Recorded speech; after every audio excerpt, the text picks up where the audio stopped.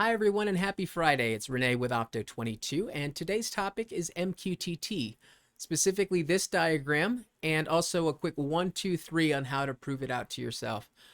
Don't let anyone tell you differently. To prove out the concept with free tools on the internet is simple to do. It would have taken me an hour, but instead it took me 2 days because I had a wrong DNS setting, but it's a very simple one to prove out, and check the description of this video. We'll give you that information. So MQTT stands between the OT network, where through an Opto22 Epic or Rio, you can communicate with any existing PLCs, your Rockwell, Schneider, Siemens, etc., or directly to any I/O devices.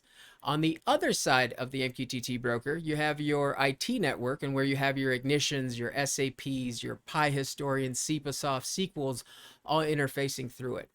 Here's a quick 1, 2, 3 how to prove it to yourself. MQTT-FX or any client you can use, HiveMQ or any broker, a Chariot broker, perhaps, and lastly, any Epic or Rio. So see the description above for that information, and stay tuned for next week where we'll have a special Father's Day episode, as it is next Sunday is Father's Day here in the US. If you have any questions, DM me, and have a great weekend. Bye-bye.